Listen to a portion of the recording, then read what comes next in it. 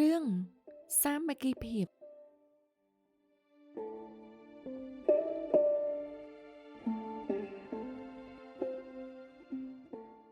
កាលគ្រាព្រះសម្មាសម្ពុទ្ធទ្រង់យាងទៅក្រុងកបិលភ័រព្រះអង្គគង់នៅនិក្រុត្តរាម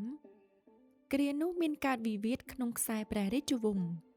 ទើបទ្រង់សម្ដែងជាដកដើម្បីទូន្មានឲ្យឃើញពីផលប៉ះពាល់នៃការមិនចេះសាមគ្គីគ្នាមានសេចក្តីថា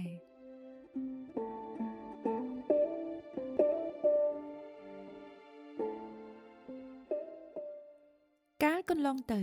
តថាគតកើតជាស្ដេចចាពូកគ្រប់គ្រងបរិវារទាំងអស់ដែលអាស្រ័យនៅជិតក្រុងពារាណសីគ្រាមួយវងចាពូកក៏បានហើរទៅជាប់អន្ទាក់សំណាញ់របស់ព្រានពេលនោះដែរស្ដេចចាពូកក៏ប្រាប់ទៅបរិវារទាំងអស់ឲ្យនាំគ្នាប្រឹងហើរព្រមគ្នាដើម្បីលើកសំណាញ់ទៅពាក់នឹងមែកឈើនោះទើបអាចរួចផុតពីសេចក្តីស្លាប់បាន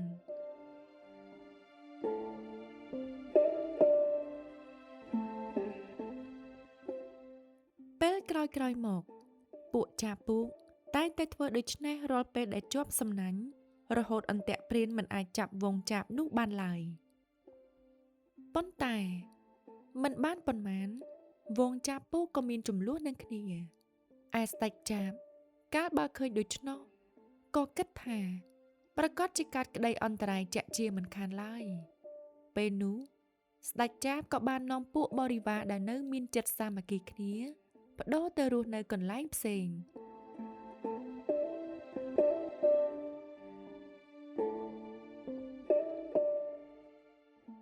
រីឯក្រុមចាបពូកដែលបែកបាក់សាមគ្គីគ្នាដែលផ្ដាច់ខ្លួនចេញពីវងស្ដេចចាបនោះ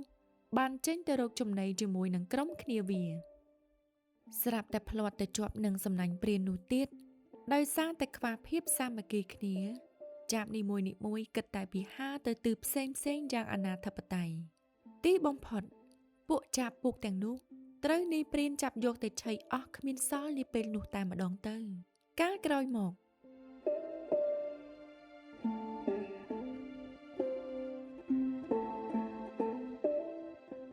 នាយព្រានបានកើតជាទេវទត្តស្ដេចចាបពូកគឺអង្គតថាគតសាមគ្គីភាពគឺជាកម្លាំងមួយដ៏រឹងមាំដែលជួយឲ្យយើងរួចផុតពីអន្តរាយទាំងពួងសាមគ្គីរស់បែកបាក់សាមគ្គីស្លាប់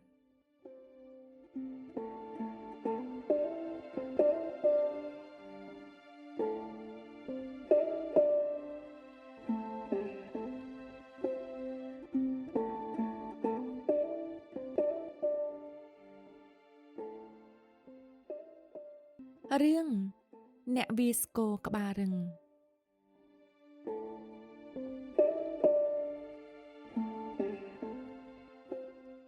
កាលគ្រាព្រះសម្មាសម្ពុទ្ធទ្រង់គង់នៅវត្តចេតវ័នព្រះអង្គបានសម្ដែងជាដកដល់ភិក្ខុដែលពិបាកអប់រំមួយអង្គដើម្បីទូន្មានឲ្យឃើញពីទោសនៃការមិនជឿដំបូន្មានសេចក្តីថា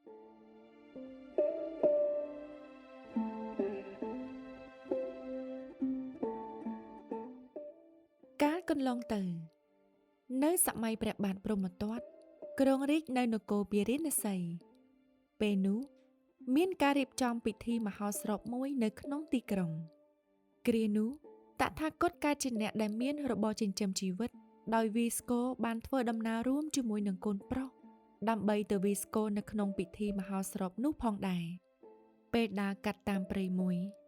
គាត់ក៏ឃើញចៅមួយក្រុមកំពុងអង្គុយបរិភោគអាហារទៅប្រញាប់នាំកូនប្រុសទៅពួនក្បែរគុម្ពោតព្រៃហើយប្រាប់ថា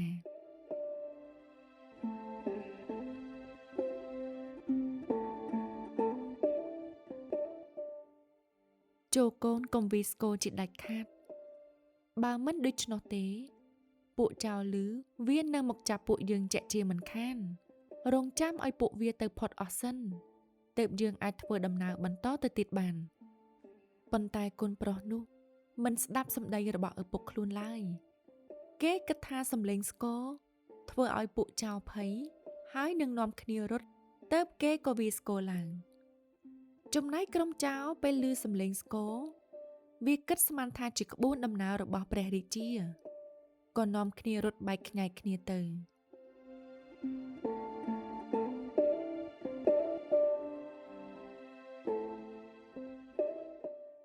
ប៉ុន្តែពេលពួកវាងាកមកស្ដាប់ម្ដងទៀតទើបដឹងថាសំឡេងស្គរដែលវាយនេះមិនត្រូវតាមចង្វាក់ភ្លេងហើយក៏មិនមែនជាក្បួនដំណើររបស់ព្រះរាជាអ្វីឡើយពួកវាក៏នាំគ្នារត់សម្ដៅមករកកន្លែងសំឡេងនោះឃើញពីអ្នកឪនិងកូនក៏ប្លន់យកទ្រព្យសម្បត្តិអស់ទៅឪពុកស្ដីបន្ទោសឲ្យកូនថាទម្រាំតែរកទ្រព្យទាំងអស់នេះបានមកយើងត្រូវលំបាកវេទនាខ្លាំងណាស់តែឯងបែរជាធ្វើឲ្យទ្រព្យសម្បត្តិរលាយបាត់បង់ទៅវិញយ៉ាងឆាប់រហ័សនេះ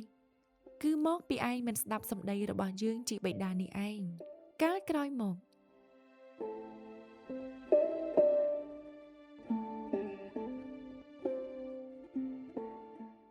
កូនកាត់ជាភិក្ខុពិបាកប្រដៅរីឯបិតាគឺជាអង្គតថាគតការមិនជឿការដាស់តឿនរបស់អ្នកមានបំណងល្អរមែងនាំទៅរកសេចក្តីវិនាសអន្តរាយ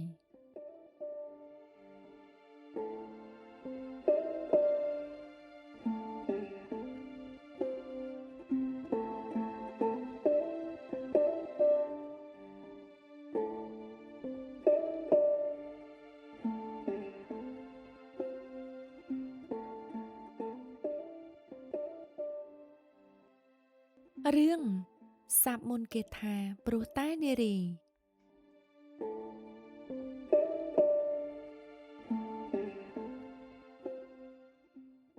កាលគ្រាព្រះសម្មាសម្ពុទ្ធទ្រង់គង់នៅក្នុងវត្តចេតវ័នមានភិក្ខុមួយអង្គចង់សឹកព្រោះចិត្តនៅមិនទាន់ដាច់អាល័យពីភរិយានៅឡើយទើបព្រះអង្គលើកយកជាដកមកសម្ដែងឲ្យឃើញថានារីពិបាកនឹងថែរក្សាណាស់មានសេចក្តីថា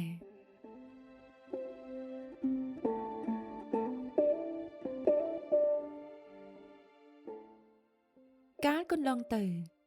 តថាគតកើតជាព្រះរាជាគ្រងរាជ្យនៅក្រុងពារាណសីព្រះនាមព្រះបាទព្រហ្មទត្ត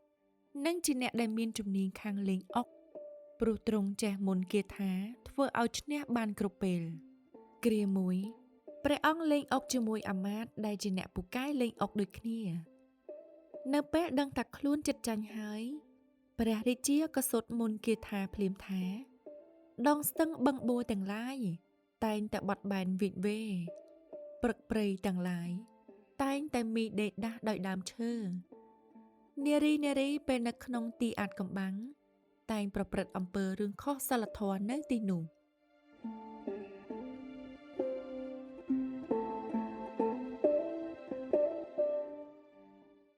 ហើយព្រះអង្គក៏លេងអុកឈ្នះលើអាមាត្យនោះទៅ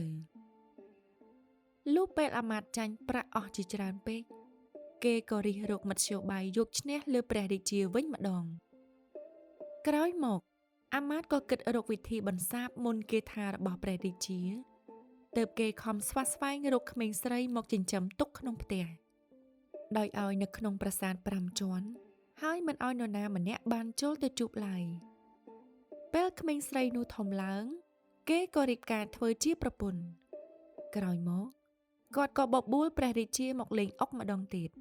លុះពេលព្រះរាជាសូត្រមន្តគាថាអាមាត្យក៏និយាយបន្ថែមប្រយោគចុងក្រោយថាលើកលែងតែភរិយារបស់ទូលបង្គំក្រោយពីមន្តគាថាសាបទៅព្រះរាជាក៏ចាញ់អាមាត្យទើបព្រះអង្គស៊ើបរកទាល់តែបានដឹងពីអាថ៌កំបាំងរបស់អាមាត្យហើយចាត់ឲ្យអ្នកលេងម្នាក់លួចទៅរកជួបនឹងភរិយារបស់អាមាត្យនោះពេលបានជួបហើយអ្នកលេងកំឡោះក៏ប្រឡោមលួងស្នេហ៍ភរិយារបស់អាមាត្យទាល់តែបានសម្រេចហើយនាងក៏លួចរត់តាមអ្នកលេងកំឡោះនោះបាត់ទៅ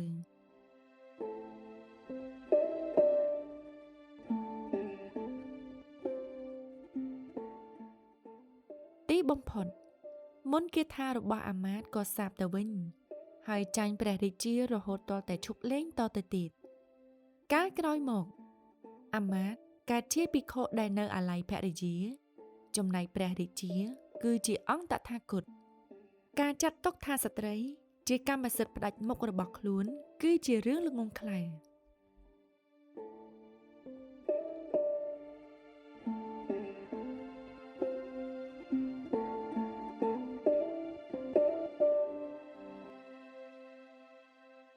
រឿង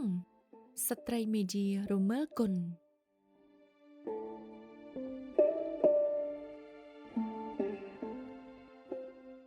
កាលគ្រាព្រះសម្មាសម្ពុទ្ធទ្រង់គង់នៅវត្តចេតវ័នមានភិក្ខុមួយអង្គចង់សឹកទើបព្រះអង្គលើកជាដកមកសម្ដែងឲ្យឃើញពីទោសរបស់ស្ត្រីកាចឆ្នះដែលតែងប្រទុសរាយចំពោះមិត្តមានសេចក្តីថា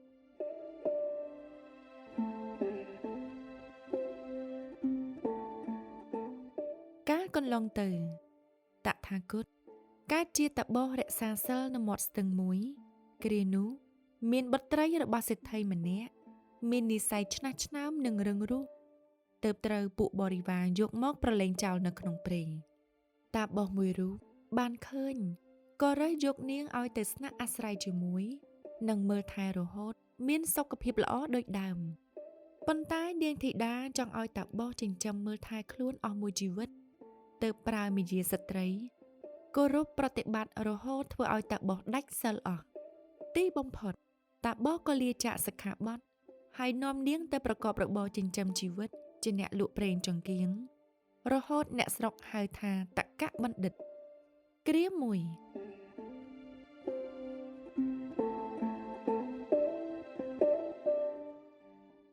មានចៅមួយក្រុមចូលប្លន់ក្នុងភូមិហើយចាប់ភរិយារបស់តកៈបណ្ឌិតយកទៅមេចៅយកចិត្តទុកដាក់នឹងនាងធីតានោះជាខ្លាំងរហូតធ្វើឲ្យនាងគិតថា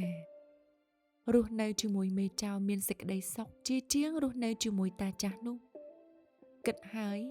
នាងក៏រកឧបាយកលបោកបញ្ឆោតកៈបណ្ឌិតមកឲ្យចៅសម្លាប់ដោយប្រើកូនចៅរបស់មេចៅឲ្យយកសម្បត្តិទៅឲ្យតកៈបណ្ឌិតមានសេចក្តីថា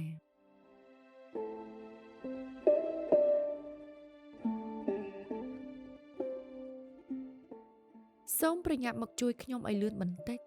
តែនៅពេលតកៈបណ្ឌិតមកដល់ហើយ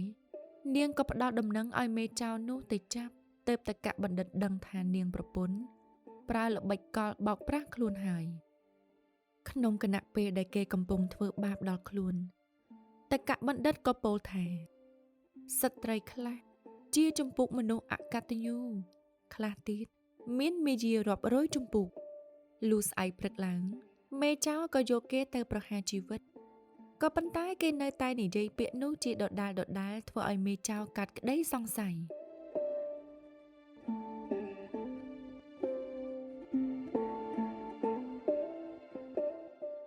ហើយក៏សាកសួររកដំណើរហេតុទើបដឹងសេចក្តីហើយក៏គិតក្នុងចិត្តថាស្ត្រីម្នាក់នេះក្បត់នឹងប្តីចាស់ដែលធ្លាប់រួមសុខរួមទុក្ខនឹងគ្នាជាយូរមកហើយដូច្នេះនៅថ្ងៃណាមួយនាងប្រកាសជាក្បត់នឹងរូបអញនេះដូចពេលនេះជាក់ជាមិនខានគិតដូច្នេះហើយមេចៅក៏ឲ្យកូនចៅចាប់យកធីតាទៅសម្លាប់ចោលហើយដោះលែងតកៈបណ្ឌិតឲ្យមានសេរីភាពវិញទៅបន្ទាប់មកតកៈបណ្ឌិតក៏ចេញទៅសាងភ្នួសជារៀងរហូតចំណែកពួកចៅទាំងនោះពេលដឹងថាតកៈបណ្ឌិតចេញទៅបួសហើយពួកគេក៏តាមទៅបួសរហូតបានសម្រេចឈានគ្រប់គ្នាទាំងអស់កាលក្រោយមក